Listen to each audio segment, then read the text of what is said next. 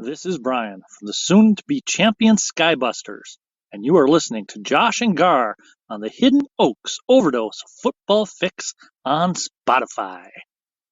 That is right, Brian. Thank you so much for that station identification. It is Tuesday, October 5th, 2021. It is 5 p.m. sharp. I can already tell that since we started a month ago, or started the regular season a month ago, the sun is in a much different position. It'll be dark by the time I'm doing these podcasts, not too long from now. But yeah, we got a good show for you. It's podcast number 82, and I'm feeling rocky today. We'll rock right into it. Welcome to the Hidden Oaks Overdose Football Fix with your lovely hostesses, Garlic Johnson. We're going to need to take a break here while I change my pants. And Josh Mitchell. Sitting here undefeated in everything I do, except fantasy football. No, I'm not allowed to handle crayons. Not after last time.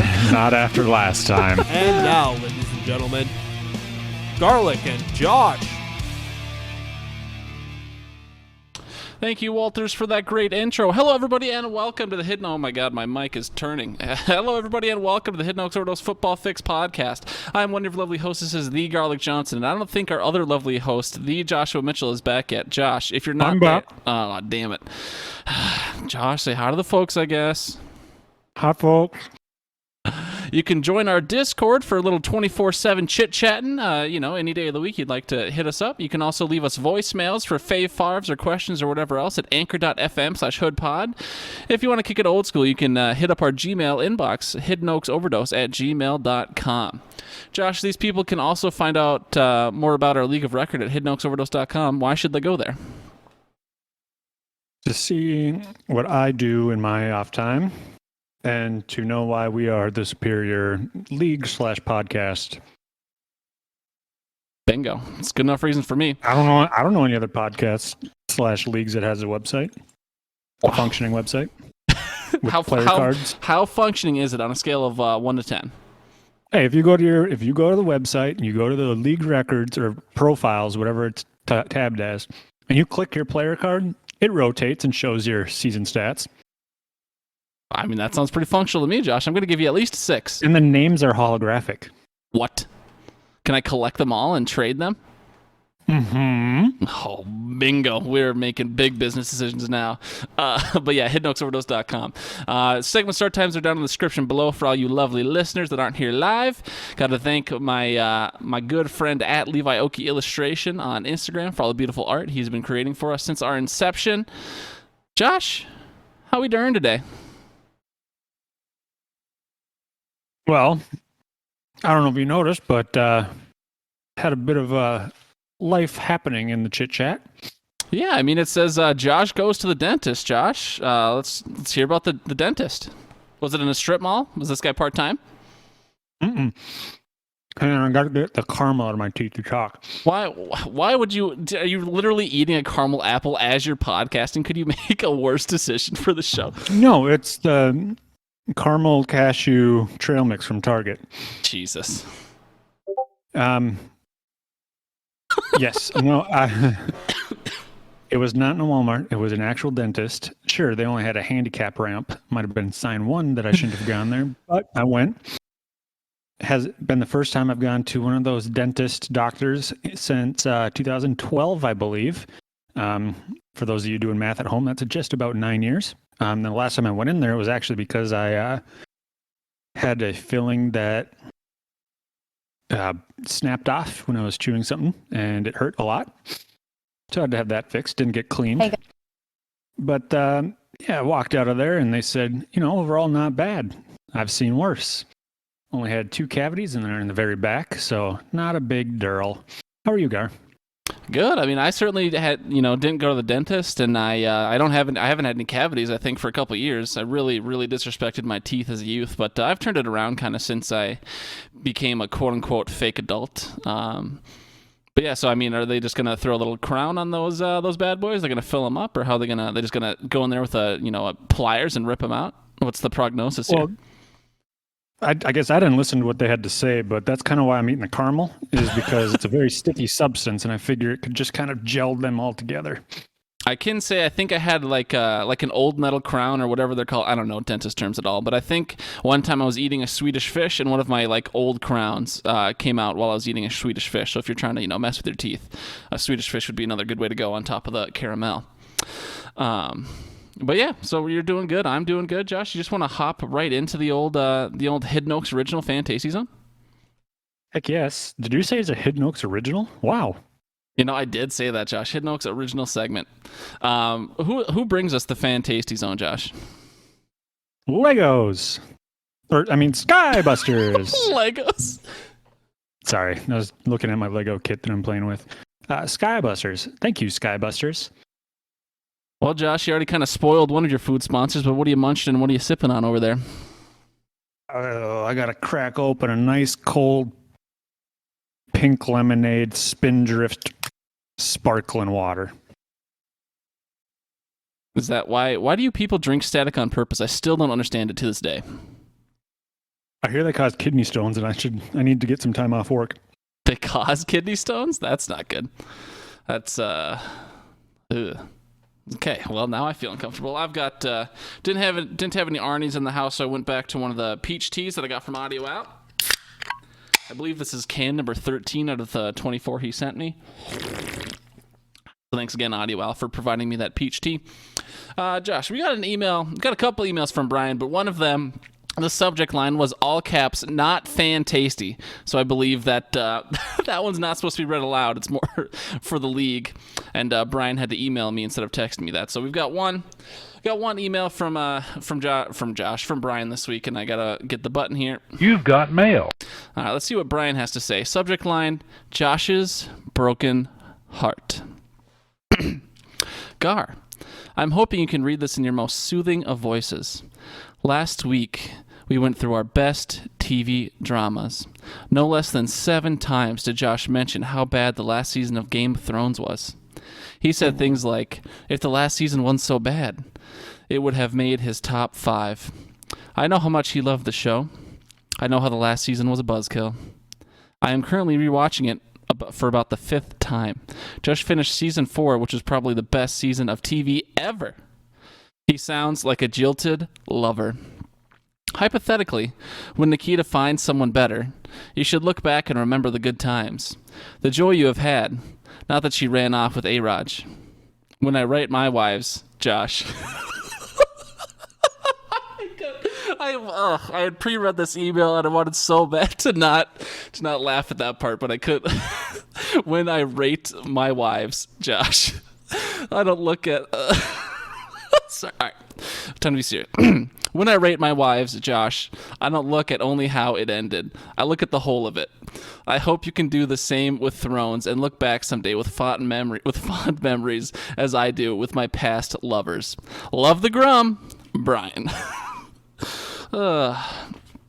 Josh, so hypothetically, as Brian put it, what do you think the timetable is on Nikita finding someone better? 10, 9. Oh no! 8. That's pretty quick. I'm just watching the mailman walk up the driveway. So a little late for the mail service, isn't it? Does he say he's got a special package for your wife? It's big. It's not the MAIL. It's the MALE man. Oh no, the mailman.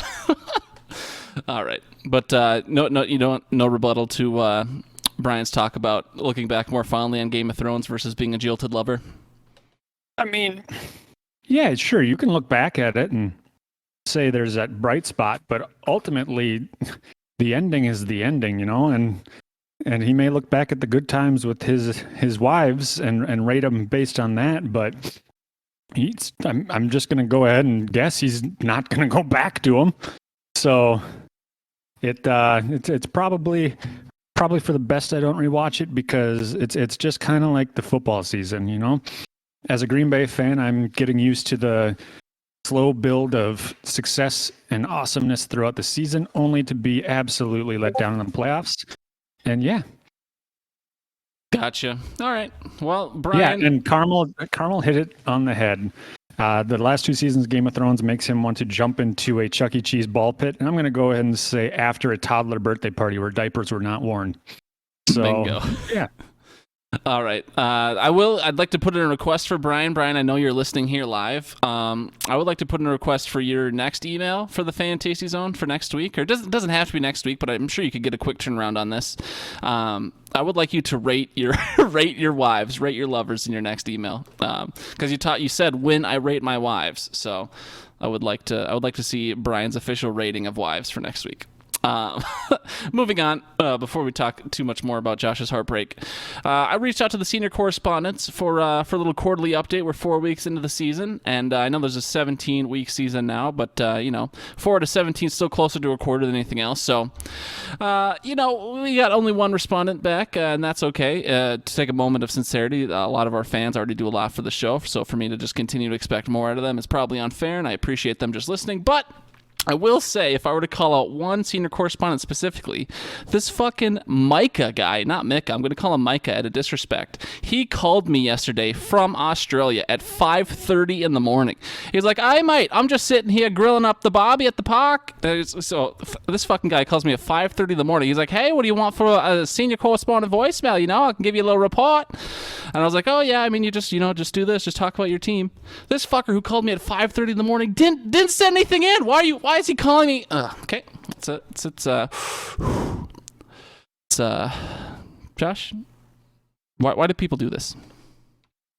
So now he can call at 5:15 in the morning? I guess. But yeah, Micka, I don't know what you're dealing. Micka is up to like Nate levels of flake at this point. So I will call it him specifically. That salmon eaten upside down, having toilet going the wrong way, fucking, I don't know, Australian guy. Spider try to kill you everywhere you go. Yeah. Anyways, what are we talking about? Senior correspondents. We do have Carmelbear on the field, our senior Colts correspondent. Let's see what he had to say. Oh, boy. Hey, boys, it's your newly freed friend Carmelbear reporting from the edge of Jim Irsay's driveway, waiting for my Uber. What should I say about the Colts that hasn't already been said by everyone here in Cornland? Grabbing their first win this weekend is great, but it's overshadowed by the fact that I think Carson Wentz should sit on a cactus. I'm not going to tell you why or how, but he's wronged me in more ways than I can count. If I'm Harry Potter, he's my glasses because he's useless since I can fix my own eyesight with magic. Speaking of which, when do glasses get so expensive? I'm about to just get 2 magnifying glasses and tape them to my eyes. Back to the Colts, though. Just like those old heads say, there's still plenty of football left, so maybe I'll be surprised and Wentz will finally utilize the team he's been given. Probably not. Josh, have you been underwhelmed by Wentz out in Indianapolis so far? Yeah. Needless to say, there's not been a lot of whelming, so it's been a bit of a downer for them, I guess. Obviously, they've had a lot of injury concerns preseason, during the season, and all that jazz, so I don't know. They got time to turn around. Like you said, there's apparently 17 games this season. Do you think he deserves the sentence only 4 weeks in of sitting on a cactus? I don't know. Maybe if it gets him to play better, maybe. Do you think sitting on a cactus is part of Jim Irsay's sex dungeon? I mean, Carmel had to get the idea from somewhere. It's true. But yeah, shout out to Carmelbear. Thank you so much for calling in as our senior Colts correspondent. Josh, the FanTASTY Zone feels like it's going on a long ways here, but from the couple of the gridiron gossip discussions this week when we were talking about how to execute a fantasy trade or the Brady versus Bill convo, what we expected versus what reality was, any major takeaways from you? I mean, I'm going to go on record saying that I believe, the only one that thought the game was going to be close, and it came down to just a doinked field goal. So I know Jack had said that Brady was going to do well, but not necessarily blow the doors open, but the defense would keep them or make that a Bucks route. I wouldn't call it a Bucks route. I would say that overall in the scheme of things, the Belichick won that whole thing. Both Billy B and Little Bill, or whatever his son's name is, they won. I mean, his son's got a meme now. So, I mean, the dude has a mullet. He was clearly like cracked out, methed out, on speed, something. No one licks their lips like that and messes with their tongue when they're just a normally sober individual. There's no way. Yeah, no, that's true. Next week, we're going to see Nike on the sideline wearing a headset. He might call some good plays, though. But yeah, I mean, Sunday night was an interesting game. I mean, I know there's no real moral victories in the NFL, but if there is moral victories, I think you have to give one to the Patriots. I thought they played, the apparent world beaters, Tampa Bay, pretty darn good, considering Mac Jones was their guy. Josh, let's talk about your polls before we get out of the FanTASTY zone. Yeah, so last week, I asked who is what is more likely to be a true conspiracy, and the winner is the refs making calls to keep the game close, with 4 people voting. 2 votes for the Lions actually being cursed, and 2 votes for sewer alligators. So that was actually a trick question. They're all true conspiracies, so bonus points to anybody who voted more than once. This week's I've already added. I put it up last night which 1 and 3 team will finish with the best record. Vikings, Steelers, Texans, Dolphins, Patriots, Eagles, Colts. So far there have been 4 respondents. 1 for the Vikings, 1 for the Dolphins, 1 for the Pats, and 1 for the Colts. Do you think Carmelbear voted for anyone but the Colts, or do you think Carmelbear actually, tried to rep his boys real quick? I could tell you right now. All right, let's hear it. Who voted for the Colts? Carmelbear. Oh, Carmel. This guy, he's a masochist, I think. All right, Josh, thanks for talking about your massive polls. All you people out there, make sure to vote in those. And thank you, Skybusters, again, for bringing us the FanTASTY Zone segment this week. Josh, quick little Gars grinder here before we hop into the podcast play along. My Gars grinder for the week has to be that younger blonde co-ed in the Columbus, Ohio bar. I believe it's like Urban Meyer's Whiskey House, or whiskey, some sort of tap room, whiskey something. She was definitely doing some grinding, and she might be taking down an entire organization. I'm not going to say she had to work hard to do that. Sounded like it was a house of cards and all it needed was this final blow. But this blonde woman in Ohio, she seems to be a grinder taking down the whole organization. I don't know if you saw the second angle, Josh. I think everyone by this point saw the first angle. But the second angle, you can see old Urban taking a couple fingers, and looks like she was trying to, like they say in the Trailer Park Boys, looks like he was trying to check the oil of the old mistress in front of him. So, I mean, shout out to this lady for being Gars grinder this week. Josh, I have not seen any angle, so. Oh, well, let's just say there's a second angle and there's a couple fingers going somewhere, Josh. Anyways, okay. We'll move on to the Hidden Oaks original, the podcast play along. Josh, what's who are we going to start testing for performance enhancing drugs in this podcast play along? Dave. What makes him so good, do you think? Honestly, I don't know. He's a Bears fan, correct? He is, for some reason. I mean, so it's not that. Maybe the ineptitude of his professional sports team is why he's so good at this, because he knows who not to play. That might be it. I also know. So Dave won last week, or won the contest. Doesn't mean a whole lot, but just good to get a high score in there. Josh, do you respond well to negative reinforcement? Because last week I basically shamed you. I was like, Josh, how come we haven't been talking about you in any of these top 3 so far? And then lo and behold, here your name is in second, 157.82. Do I just have to shame you into performing well the rest of the season, or what? Yeah, probably. I'll take it. Will you? Yeah, no, I guess I got lucky. I had Patterson in my lineup, and yeah. So that helped out a little bit, considering he put up a bajillion thousand points. Gotcha. And then shout out to Elena, #girlboss, #girlpower. She put up almost 150. She took the 3rd spot. I believe that's our first woman that cracked the top 3, so shout out to her. Love to see it. My dream this season is for an all-woman top 3. And I think we had someone in week 2. Did we? It's possible. I know a couple hit the top 5 week 2. I don't know if they made the top 3. It's really possible, though. I don't remember, if I'm being honest. But David and Derek keep their places, first and second. Obviously, we're not even to the full 5 weeks yet, so these are going to start moving around. But Brad sneaks back into the top 3. They've all got over 500 points. David's about to crack 600.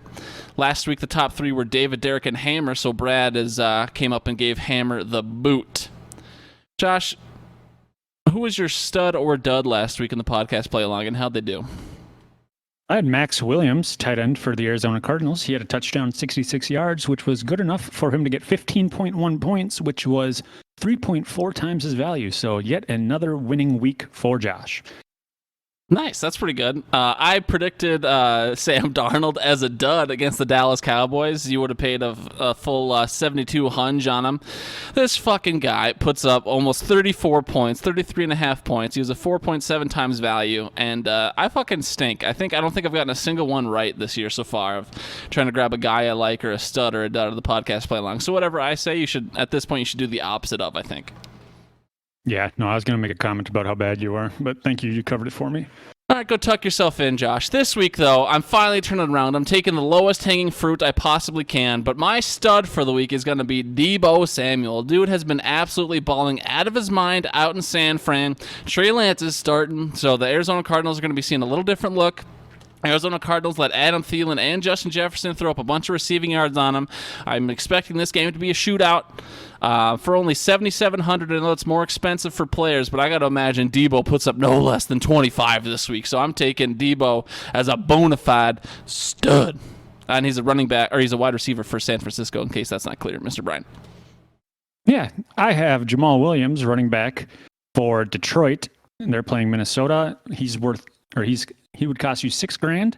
I feel like he's going to be the hot hand against Minnesota, so he's going to be a stud. I'm going to go ahead and say on record 250 all-purpose yards, 4 touchdowns. That seems a bit extreme, don't you think? I mean, we held Kareem Hunt and Nick Chubb to only Kareem Hunt had a touchdown. The team only scored 14 points total. So you really think that's how it's going to go? 350 all-purpose yards and 5 touchdowns. That's what we called the triple down, folks. And what was Jamal Williams? You said he was a running back for Detroit. Is that correct? Yes, that's the team with the lion as their logo, blue and silver. Kind of a laughing stock. Clown music probably plays in the background of their highlights. All right, so before we move on, Josh, 4 weeks in, do you feel like you've hit your stride? You've hit a top 3 now? Is there a certain strategy you were trying early in the podcast play along that you're going to switch it up with now? Or it's, I guess, what have your observations been the first 4 weeks, and how are you going to really try to put up these high scores here? Because I think Derek has the single highest score right now with like a 198 or something. And once we get into the part where, we've all got 5, 6, 10 scores in there, it's going to be hard to crack that 200. I think Derek might have this thing sewn up if no one can touch him that high. Well, Derek or David? Derek. David has a lot of good 130 to 150s. Derek is held up by a 198 performance right now. Okay. Yeah, I mean, as far as strategy goes, I just, I think I started off just picking guys I wanted. Now I'm going to go ahead and pick guys that are going to do well. Oh, okay. So the first, 3 weeks, you're just like, I'll just pick whoever. And now you're going to start picking guys that are actually going to do good. Yeah, call it the handicap weeks. That's kind of nice. You give everyone some false hope. Mm-hmm. All right, Josh. We'll go ahead and move on from the podcast play along to your little quick hitter here. The Josh's Joker. Josh, who's the Joker this week and why? Well, we're just going to go ahead and keep the ball rolling with the old Jaguars. They're kind of a joke right now. 19 straight losses, on the cusp of setting a league record with 20 straight. Urban Meyer is an absolute dog water human being. Probably doesn't even deserve that title. And then they don't have anybody like Minshew to rally behind. They just, Minshew was their last quarterback with a win. And that was week 1 of last year. So it's a little embarrassing. Urban Meyer, there's a lot of different controversies about him when you got hired. And, first off, he's racist. Second off, he's racist. Third off, he's apparently sexist. And yeah, just overall not a good human being. So I'm going to go ahead and say he's not going to last another couple weeks. Yeah, time will tell for old Urban out there, ditching the team to go drink, even if it is the mini buy on Thursday night. It's an interesting look. Josh, we got the Hidden Oaks highlights here, and this obviously has to be Hidden Oaks original because it's the Hidden Oaks highlights. Week 4 we had a side bet. What was it? How'd the people do? Week 4 is forget about buys. A team with the biggest drop in total weekly score from week 3 to 4 with no empty starters. Just so happened to be the Wilbert from downtown. I'm trying to pull up the scores now, but he had a complete difference, or he had a drop of 66 points. Second was yours truly with 37. Third was Hammer, who somehow managed to drop 20 points, even though he only scored 80 last week. And then Jeremy with 19.3, Brian with 17.25, and Derek with 7. Everybody else did better than the week before.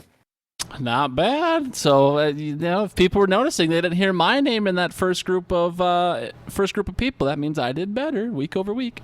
Side bets continue to be a sham, and I think this was my own typo. So the side bet title is actually forgot about buys, and I think it's ironic because probably for the last couple of years there have been a week 4 bye weeks, but I think now with 17 games there was no bye weeks this week 4, so we probably should have moved this to a different week. So we ourselves forgot about buys. So it's a little double-edged humor that going on there. A lot going on.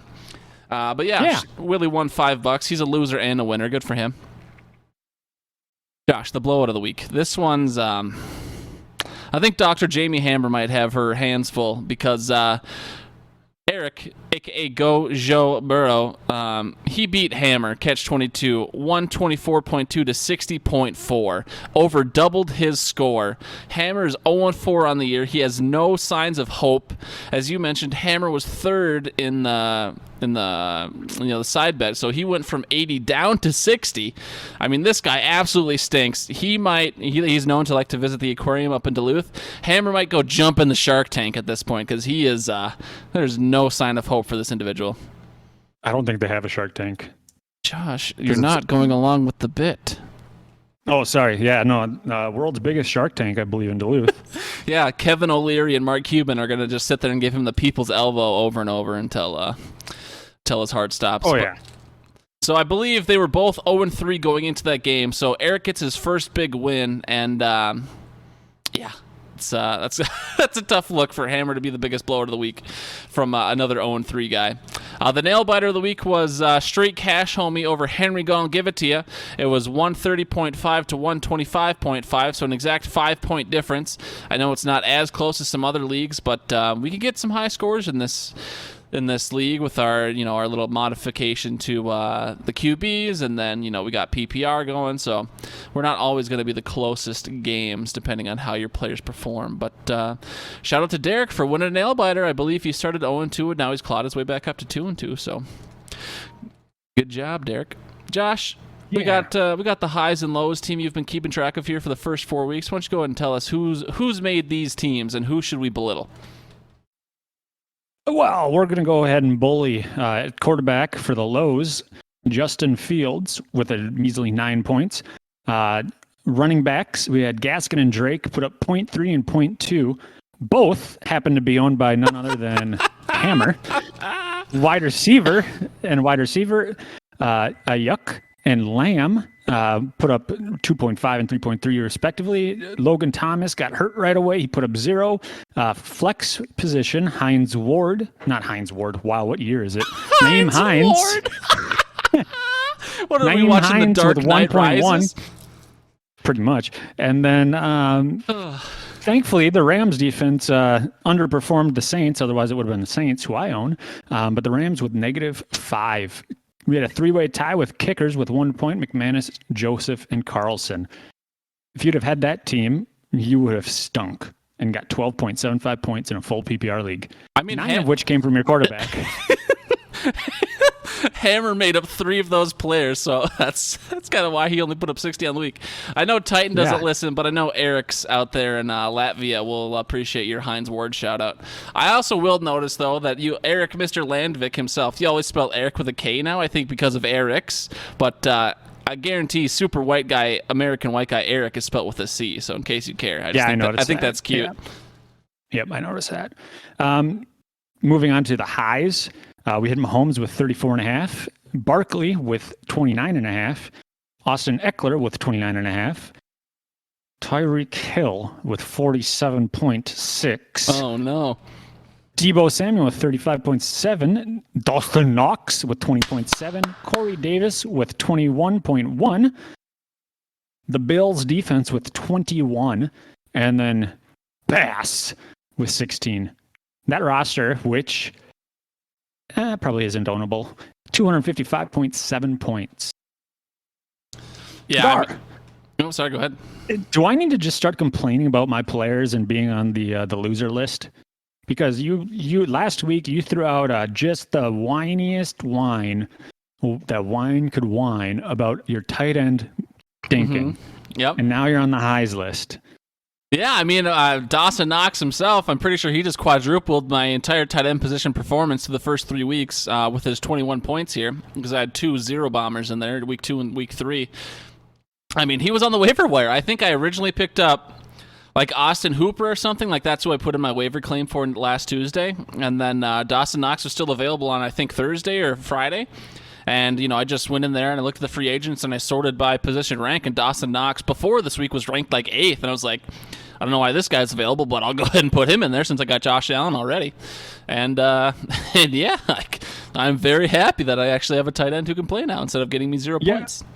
Yeah, no, I think he had a solid week the week before as well. I know that because when I was doing my picks for the week or the play along, I was debating between Max Williams and Dawson Knox, and for my pick, and I picked Williams, so then I put in Knox, and so I had Knox this week in the play along. So that's another reason I did decent. Nice, not bad. Well, Josh, we talked about doing a little quarterly report here. We're 4 weeks in. Let's just go ahead and peep out these standings. We don't have to go super in-depth here since we're also doing some bonus content later. But I guess week 4, 4 weeks in, we going into week 5, 4 weeks in. How are you feeling, Josh? I see you all the way down there in 12th. Is life rough for you? What's your game plan to get out of this, or have you already given up? Yeah, no, I'm on to next year. Oh, okay. On to 2022, huh? No, I'll be fine. There's, my team hasn't necessarily gelled. It's not like I'm doing the worst in points for, although I probably am. But I just need to string a couple wins together. It only takes a couple weeks to get back onto 500, and once I get up to 500, it's smooth sailing from there.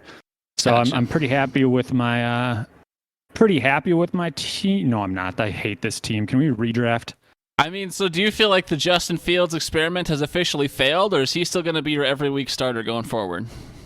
Oh, I already have Daniel Jones in my starting spot. Oh, you picked up Danny Dashes? And I'm sitting here and I'm trying not to punch myself in the face over my stupid decision, but I took Danny Dashes out of my lineup and put in Justin Fields on Sunday morning. Yep. Little kept tinker Danny stinker. Dashes and I had to won. Oh no! Oh, so you really as some other podcasts would say, since we only steal our good bits, you accidentally shot yourself on that one. No, that's a ridiculous way of putting it. I would just say that I outthunked my think. So gotcha. I can say you're 12th in points for, Josh, so it's perfectly fitting that you're in 12th place in these standings. By the way. Yeah. What about my points against? Points against, you are ranked. Okay, does this go from lowest to you do have the most points against, for what it's worth. Yeah. Guy. You're also 0-2 on the road, Josh. So maybe you just need a better better traveling team. We have home and away games in this for some reason. There was something wrong with the Jets a couple weeks ago. We just couldn't get off the tarmac in time, caused a little bit of delay. So guys were a little bit frustrated. So we are going to look into getting a different private jet funder, and so we may need to hop on one of them SpaceX time machines and make it work. Gotcha. That'd be pretty neat. Well, we will go over the standings here, and I see Jesse is here listening live. So it would be disrespectful of me if I didn't acknowledge while he's still here and before he goes away for some reason.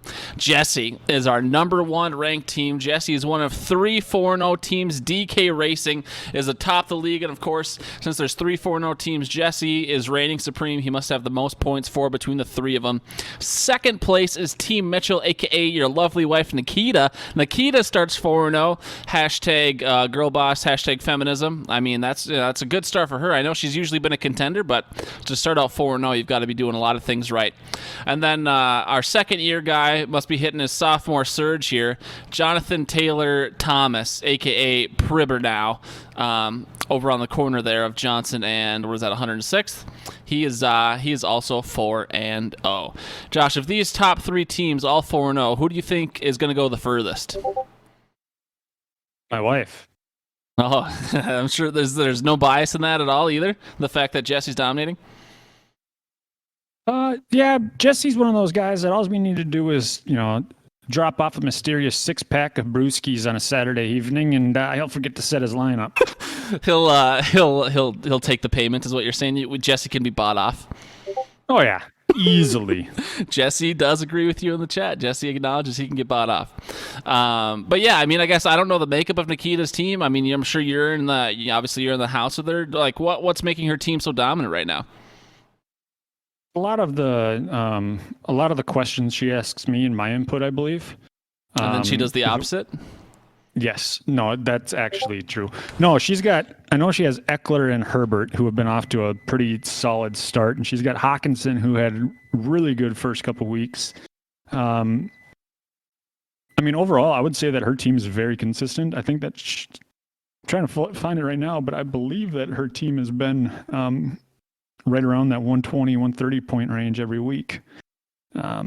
But we can save that for the bonus pod too, because I don't think people like Brian or myself want to talk about this too long now. No, Brian already left. I'm in 4th place. I'm the only 3-1 team. I will acknowledge that Jesse in the chat said weak opponents. I don't know if he's saying he had weak opponents or Nikita did, but of the top 3 4-0 teams, Nikita has the most points against by a solid 53. Jesse has 420 against, and then Jeremy has 415 against. So Jesse has easier opponents than Nikita for sure. Anyways, I'm in 4th at 3-1. Josh Allen is definitely carrying me, and I appreciate that once Dalvin Cook comes back. I think my team is going to be unstoppable with Debo and Terry, as long as Dawson Knox can keep performing in my tight end slot. We've got 4 2-2 teams here, so we're going position 5th through 8th. We got Skybusters up top. Then we got Henry going to give it to you, the Hot Chub Time Machine, and the Straight Cash Homie. I'm going to try and look at their streaks here. Looks like Brian has lost 2 in a row, whereas Derek has won 2 in a row. So Brian is on the schneid, where Derek is on the come-ups. Out of all these kind of middle-of-the-road teams, Josh, obviously we're only 4 weeks in. Just give me your brief thought on who do you think's going to, keep rising, and who do you think's going to fall back down to the losers bracket. I'm going to say, Derek's team is he's got 30 less points than Willie, and almost, I think, most people in the 1 and 3 range have the same, if not more, points than Derek. So I think Derek's going to drop from his 2-2 spot. He's still on that championship hangover, I think. So that's going to be my guess.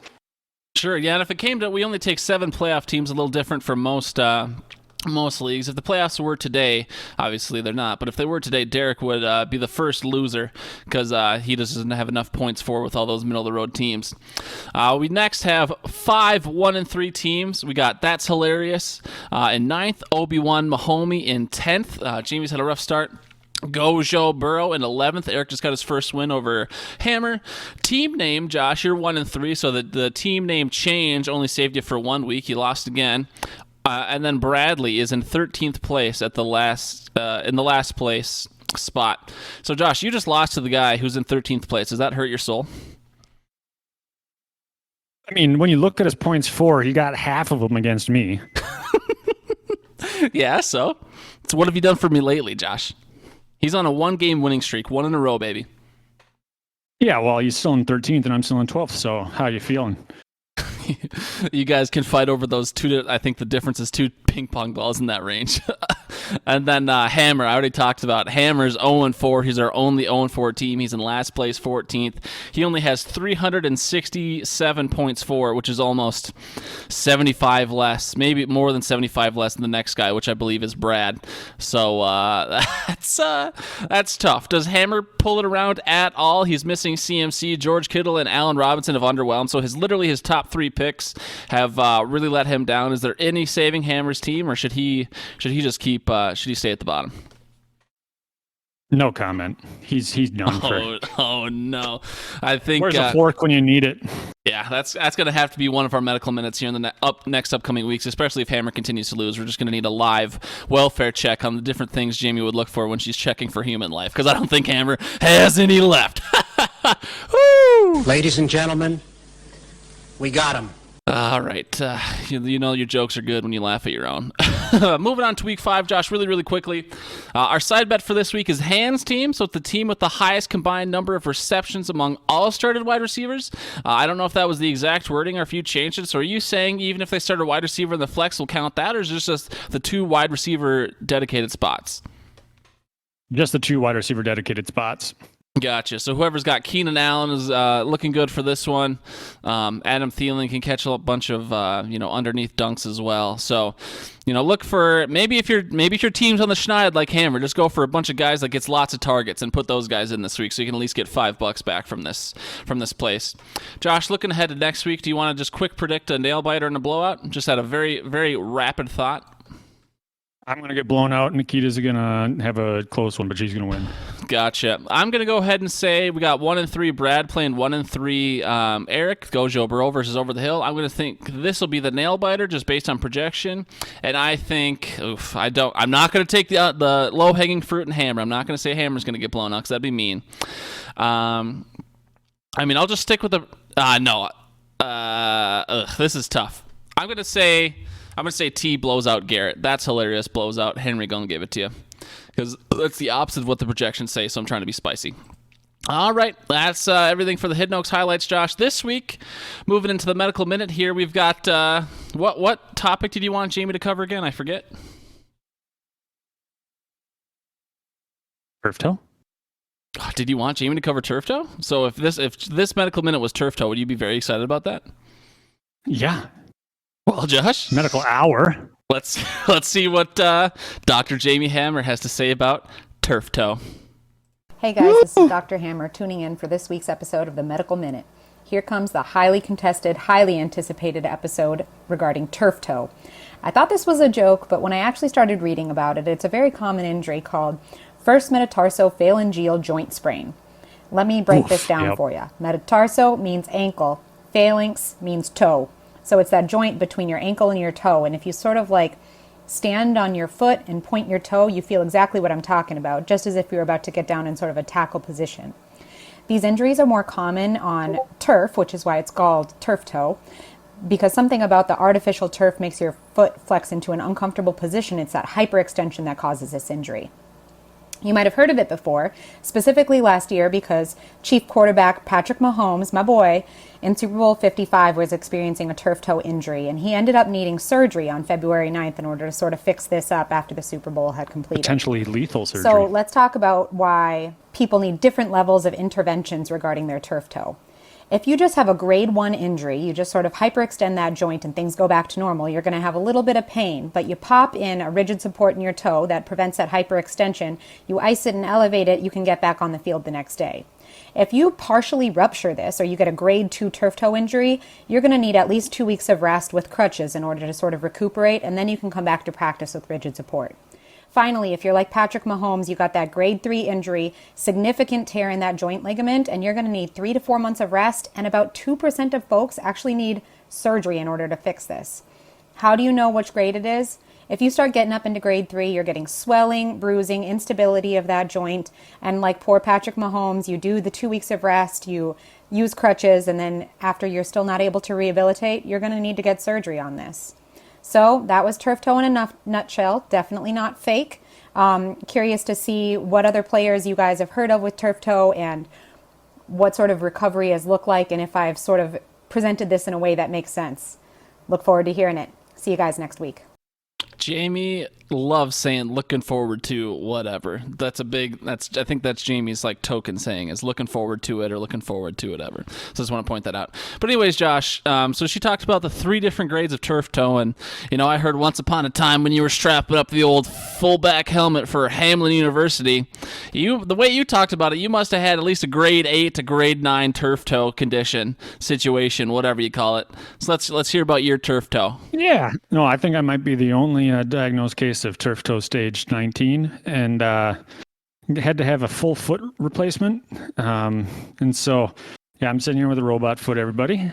But no, in all seriousness, mine was probably a 1.25 because I couldn't put any pressure on my foot because any sort of hyperextension or any sort of extension on that toe joint or that tendon, whatever, would send pain searing through my foot.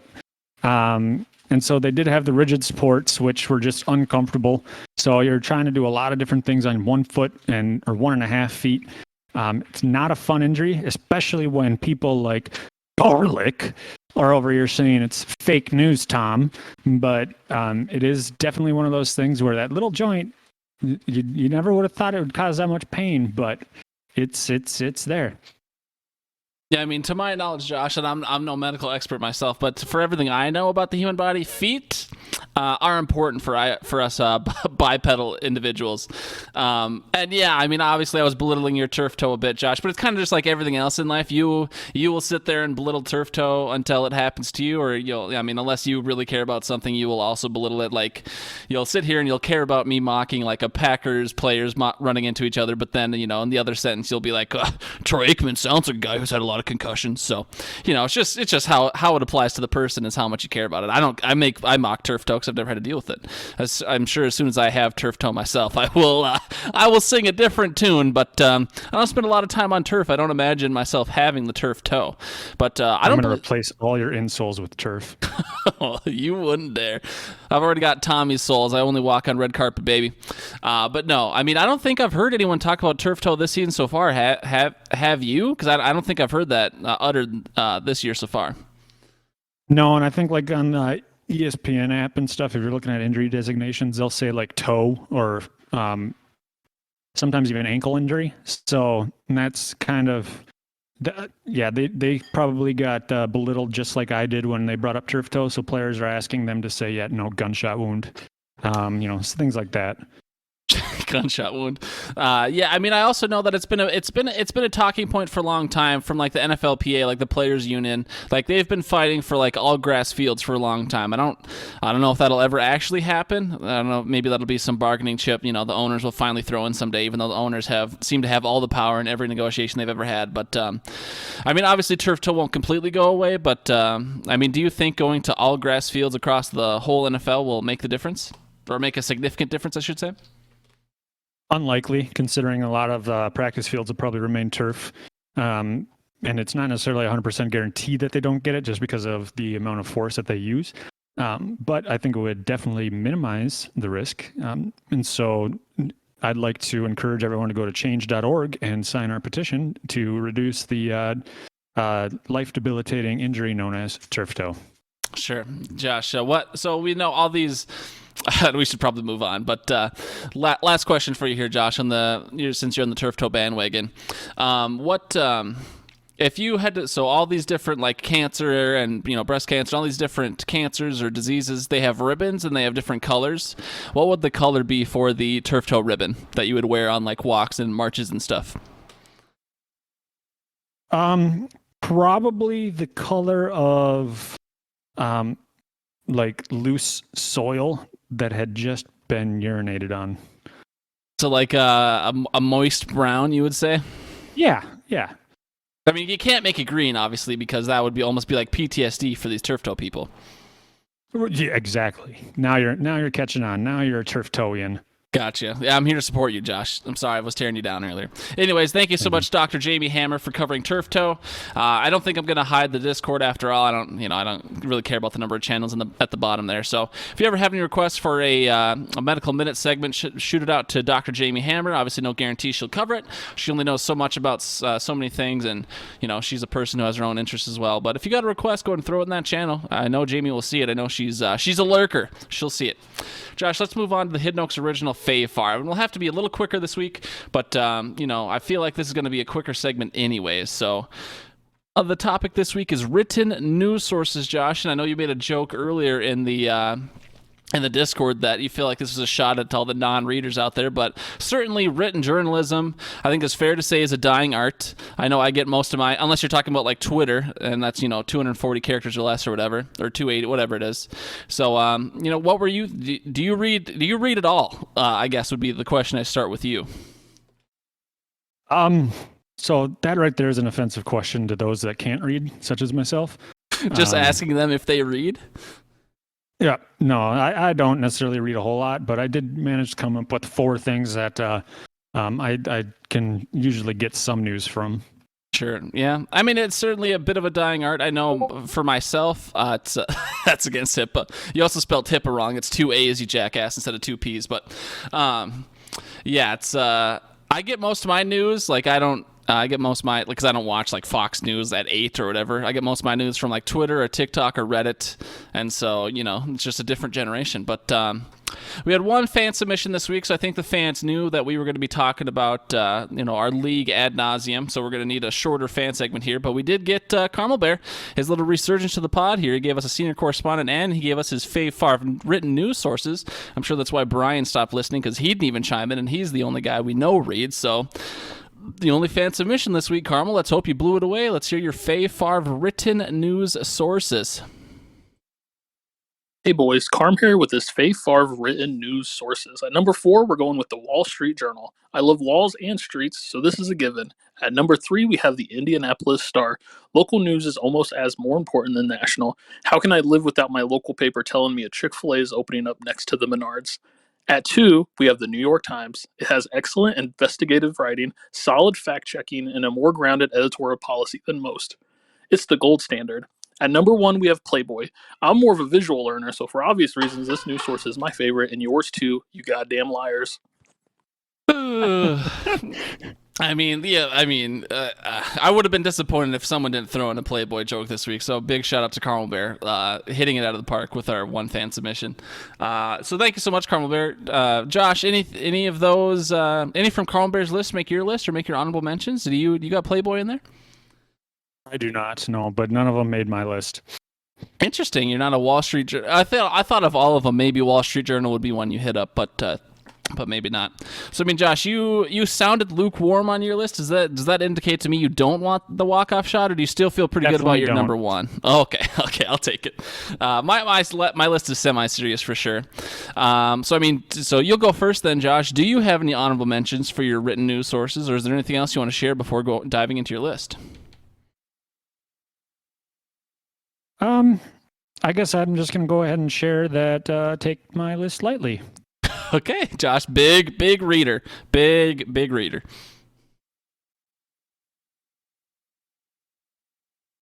I suppose I should start, shouldn't I? Yeah, you go first. That's how this works. So going with my number 4, I'm going to go ahead and go with the Daily Prophet, and that is the newspaper source in Harry Potter that let everybody know that he who must not be named has returned. Okay. I had a couple honorable mentions myself. I really love, I used to get The Economist back when I thought I was going to be some big business guy. I had a magazine subscription to The Economist. It's actually a pretty interesting magazine for sure. It's a different way of looking at the world and looking at the world's problems through money, because I think through most problems you follow the money. Another honorable mention would be the Player Tribune. You're never really going to get a whole lot of substance out of the Player Tribune. For people who don't know, that's professional sports players go on there and write articles themselves, or probably someone else writes it in their name. But like Kyle Rudolph wrote a big one when he left. Stephon Diggs wrote one when he left the Vikings as well. So it's just cool to see the players give a little tribute to usually when they're leaving a team or retiring. I enjoyed reading those. But those are my honorable mentions. Number 4 for me, Josh, in my Fave 4 written news sources, I'm going to go with Defector/Deadspin. I mean, there's probably no one time in the year I read more than when Drew McGarry starts releasing his Why Your Team Sucks articles. And so he used to do it on Deadspin. Now he does it for Defector. And, I read all 32 articles every year. And so those are long reads, too. That's a lot of reading. So if that didn't make my list, I'd just be lying to myself. But couldn't put it any higher than 4. Josh, what's your number 3? My number 3 is the ESPN Plus previews that you get on your phone. Nobody wants to pay $4.99 a month to read the news, so you just got to get it from those 3-paragraph or 3 sentences of a preview they give you. Yeah, I mean, shout out to ESPN for the previews. My number 3, I went with NPR.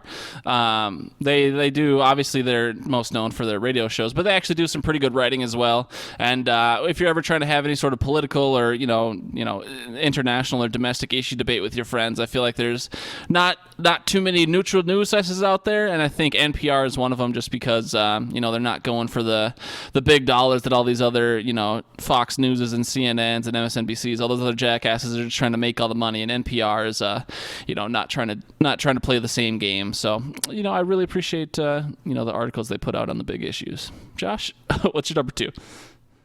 My number 2 is the Daily Bugle, owned by none other than Jonah J. Jameson, or J. Jonah Jameson, whatever. 3 J's, Triple J. He's a pioneer in the print world. Lovely mustache. Something about him reminds me of Carmelbear's dad, and it would definitely be that mustache. He's your local news source for Spider-Man and the menace that he is to the city. Shout out to the Daily Bugle. My number 2 Fave Favre written news sources would be The Athletic. I don't pay for The Athletic. I don't subscribe it. It's one of these bigger websites. I don't think they put out physical papers, but one of these bigger media companies that hides behind a paywall. But every once in a while you get some free articles, and there's different websites you can go through to read all their stuff for free anyways. But I've never read an Athletic article that I didn't like. I mean, obviously, I'm mostly going to be reading about the Vikings, but I find it to be less biased reporting than you'd expect. I've also read some interesting things about Tom Brady and Bill Belichick on there, and just, whenever people post them on, the our NFL subreddit, it's pretty interesting stuff. So the Athletic definitely does a good job. Not a good enough job to get my $5 a month or whatever the subscription is, but I've never read an article from them I don't like. Josh, who's your number 1 Fave Favre written news source? All right, my number 1, I had thought that you might put it above your number 1, so it's going to be awkward that we have the same one, and I'm surprised it didn't make Carmelbear's list, but I have Alex Jones's diary. Oh, okay. Yeah, I just think that everything that he does is worthwhile, and so the fact that he writes down all his show notes ahead of time in his personal diary and then posts it to his blog makes it a very trustworthy news source. Gotcha. And Alex Jones, he's what a guy. I had one more honorable mention I forgot about. I really enjoy reading stuff on the SCOTUS blog. I enjoy following the Supreme Court from time to time, and I think the SCOTUS blog does a good job covering the Supreme Court. But my number 1 Fave Favre written news source, Josh, is Vox. And so most people probably haven't read Vox themselves, but this company also does. If you've ever seen any of the Explained series on Netflix, they've got a bunch of them that are just general. They've got some more on crypto and all these different things. So if you've ever seen the Explained series on Netflix, Vox does that as well. But it's just a more modern way to understand the news. I mean, I think they do a really good job of taking what are normally super complex stories and breaking them down in a way that I, with a small brain, can understand. And definitely, as we're living in a generation of headlines and clicks and profits over context and substance, I think Vox actually does a pretty darn good job at cutting through the BS and actually educating me on what's going on with some of these deeper issues that I don't have the time to fully dive into myself. So that's our Fave Favre written news sources. Josh, what are we doing next week? We are doing superhero movies. Yeah, I mean, I feel like the fans were crying. That's why we only got 1 fan submission this week. We're not going to have the greatest. We're not going to only play the greatest hits, guys. We're going to have some Fave Favres that might make you think or make me uncomfortable. But we'll go back to a greatest hit next week. I suspect giving at least 6 submissions for superhero movies. So if I don't hear from Bradley, I'll be disappointed. I'll put it that way. Why? We already know that there's at least 5 Batman movies out. That's true. And that other bullet there, I'm going to save that for one more week, I think, because we got to get out of here, Josh. But, yeah, I mean, people who leave us voicemails, similar to how they rewarded last year, they will potentially be rewarded again, and not in the same way, probably in a less valuable way overall, but in a certainly unique way. So keep leaving us voicemails, kids. Josh, do you have any final words for the folks out there? Go Packers. Go Pack, as he says. Don't forget to engage the show. You can join our Discord for a little 24/7 chit-chatting. You can do anchor.fm/hoodpod to leave us voicemails for the Fave Favre to potentially get rewarded, wink, wink, or just leave us questions for the FanTASTY Zone. If you'd like to kick it old school like Brian, you can leave us emails at hiddenoaksoverdose@gmail.com. You can also check out Josh's pet project, hiddenoaksoverdose.com. We appreciate that. Appreciate Jesse and Carmel for sticking around live the whole show. I don't know how you guys do it sometimes, because I know we're not always the most interesting, but let's get the hell out of here, Josh. You go enjoy your dinner, and we'll be back here at 7 p.m. for a little bonus content. We'll be talking Vikings, Packers, a deeper dive on fantasy, and a couple other things as well. So be back here at 7 if you want to hear that. Otherwise, you'll have to pay for it later. Bye, everybody. Bye. I'm going to go have a meatball marinara with ranch. Gross. Just kidding. Just meatballs. Bye. Bye.